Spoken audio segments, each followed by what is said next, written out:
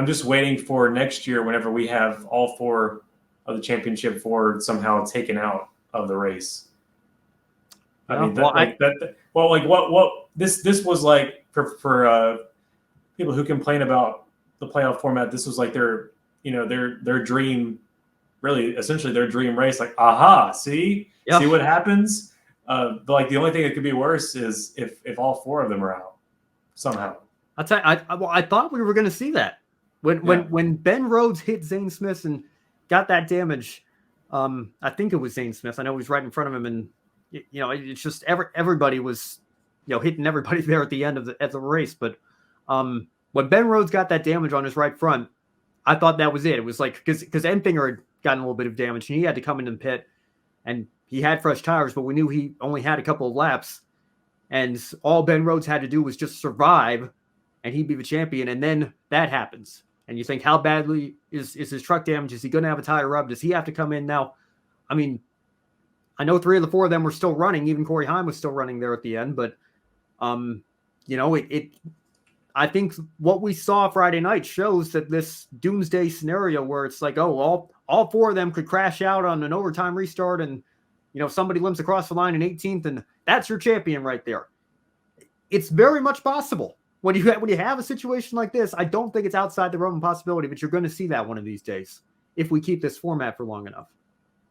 Yeah, I'm not looking forward to seeing it, but like with the unlimited possibilities you have, it's got to happen eventually, something of that sort. I wonder what happens if the 4 are collected in crashes together or separately. The DVP clock determines it. Good old DVP. Yeah. Well, here comes the right front tire changer. He's hammering the sheet metal, and this is for a championship right here, because if they can get him back out there and they can hit minimum speed, that's going to determine your 2023 NASCAR Craftsman Truck Series Championship battle right there. Look, let's watch these guys as they race against the clock. Isn't this thrilling championship action? We're going to take a break. We're going to go side by side, but you won't miss a thing. We're going to keep on trucking here at Phoenix Raceway. But I mean, is that more compelling than Corey Heim that's already got it locked in 2 races? I'll be the guy against you here. Is that more compelling than Corey Heim having it locked in 3 races before the end?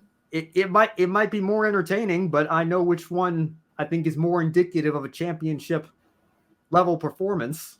Yeah, it's more credible, isn't it? More credible, yeah. Yeah, more you keep more of your integrity as a sport when you do that, but you get more entertainment value whenever you got guys banging hammers trying to meet minimum speed. There's got to be a balance, and well, and you're never going to make everybody happy. Yeah, to answer the question in all seriousness, if the 4 of them, like let's say all 4 of them crash badly enough that they can't even drive their trucks back, right? I believe it would go back to the previous lap. Whoever crossed the line first to complete the previous lap, that's who's higher up in the results. And obviously, whoever's higher up in the results, they would be your highest finisher of the championship 4. They would be your champion.